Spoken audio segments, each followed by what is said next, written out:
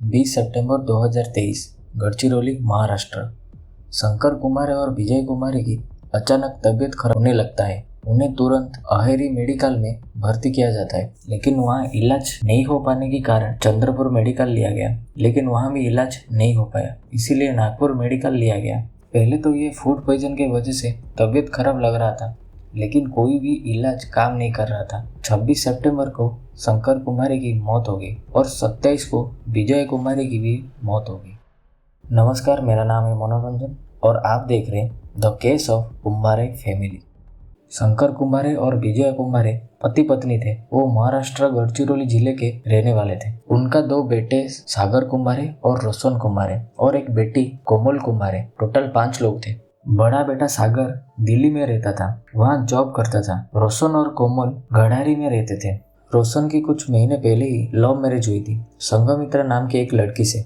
संघमित्रा अकोला की रहने वाली थी। संघमित्रा पढ़ी लिखी लड़की थी, एग्रीकल्चर की पढ़ाई में टॉपर थी। अकोला में एग्रीकल्चर साइंटिस्ट के रूप में काम कर रही थी। 20 सितंबर को अचानक शंकर कुमारी और विजय कुमारी की तबीयत खराब हो गई। घर वाले जब अहेरी हॉस्पिटल लेके गए तब सबने बोला कि शायद फूड पॉइजन हो गया होगा, लेकिन इलाज के बाद भी हेल्थ ठीक नहीं हुआ।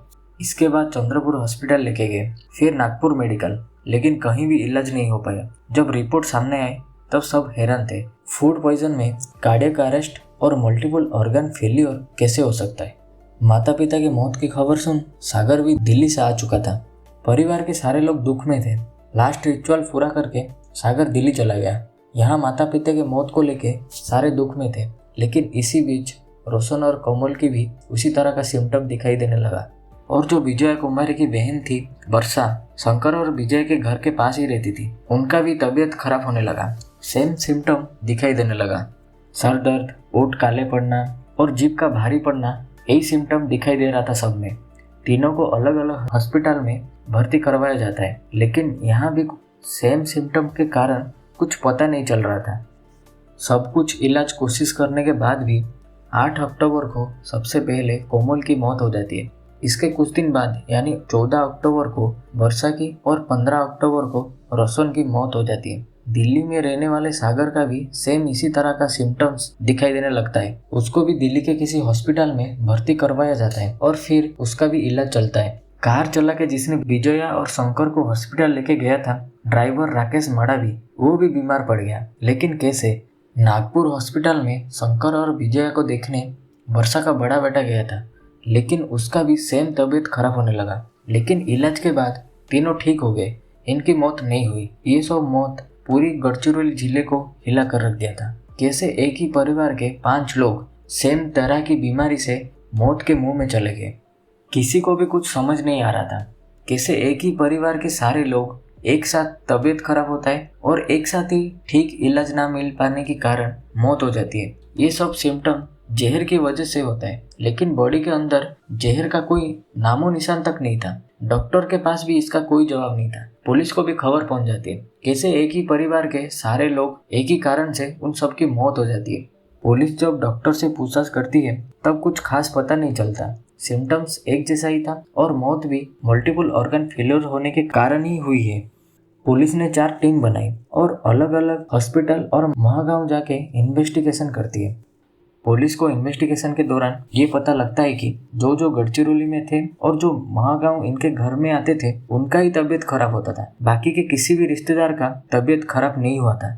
पुलिस जब महागांव जाती है तब सिर्फ संघमित्रा ही थे और कोई भी नहीं रहता था उस घर में। जब तबीयत क्यों और कैसे खराब हुआ पुलिस संघमित्रा को पूछने लगी तो उसने बताया कि फूड पॉइजन के कारण तबीयत खराब हुआ होगा। इस बारे में उसे कुछ नहीं पता। इसमें पुलिस शायद मान भी जाती अगर संघमित्रा को उसी तरह का कुछ हुआ होता तो, लेकिन ऐसा कुछ नहीं था। संघमित्रा को कुछ भी नहीं हुआ था, वो बिल्कुल ठीक थी। शक संघमित्रा की तरफ जाता है क्योंकि वो बहुत नॉर्मल होके पुलिस से बात कर रही थी। ना कोई भी दुख था, ना किसी बात का गम। पुलिस संघमित्रा के ऊपर नजर रखने लगती है। उसके हर एक मूव को ट्रैक कर रही थी पुलिस। 18 अक्टूबर बुधवार के दिन पुलिस संघमित्रा को अरेस्ट कर लेती है और उसे और सख्ती से पूछताछ करने के लिए पुलिस स्टेशन लाती है। संघमित्रा की पूछताछ के दौरान जो सब सच सामने आने वाला है उससे सुन सब हैरान थे। उसने बताया कि रोशन और संघमित्रा की शादी को लेके संघमित्रा के परिवार वाले खुश नहीं थे। संघमित्रा के पिता इस शादी को लेके बहुत परेशान थे। पिता के मर्जी के बगैर संघमित्रा ने शादी किया था। इसी दुख में संघमित्रा के पिता ने सुसाइड कर लिया था। शादी के कुछ दिन बाद ही संघमित्रा जो अपनी मर्जी से शादी करके आई थी, ससुराल में उसे सब ताने मारते थे। हर दिन उसकी कोई ना कोई कमी निकालते थे। रोशन भी उसका साथ नहीं देता था। वो भी हर दिन किसी न किसी बात को लेकर डांट देता था। पिता के मौत और शादी के बाद भी ससुराल वालों से प्यार न मिलने पर उसने ही मारने का प्लान बना लिया था सभी को। ये काम ये अकेली नहीं कर सकती थी। पुलिस ने जब और सख्ती से पूछताछ करती है तब पता चलता है कि इस काम में मदद कोई और नहीं, विजय कुमार की भाई की पत्नी रोजा रामटेक यानी रोशन की मामी कर रही थी। रोजा रामटेक को पुलिस गिरफ्तार कर लेती है। उससे भी पूछताछ चालू होता है। उसने बताया कि कुमार फैमिली से उसकी बहुत पहले से ही 4 एकड़ जमीन को लेके विवाद चल रहा था, जिसके चलते सबको मारने के लिए भी वो पीछे नहीं हटी। जमीन और ताना मारने के चलते दोनों महिलाओं ने फैमिली के 5 लोग को मार दिया। संघमित्रा ने बताया कि 9 सितंबर को अंधेरी के एक फार्मा कंपनी को मेल भेजकर थैलियम मंगवाती है। थैलियम एक ऐसा केमिकल एलिमेंट है जो किसी को भी मार सकता है बिना कुछ सबूत छोड़े। किसी के अंदर भी जहर पैदा कर सकता है। ये थैलियम किसी और काम के लिए यूज होता है, इंसान को मारने के लिए नहीं। थैलियम मंगवाकर दोनों पूरे परिवार के खाने और पानी में मिला दिया ताकि किसी को भी शक ना हो। संघमित्रा ने जो थैलियम मंगवाई थी उसका 12,000 ऑनलाइन पेमेंट संघमित्रा का एक्स बॉयफ्रेंड अविनाश ताजने ने किया था।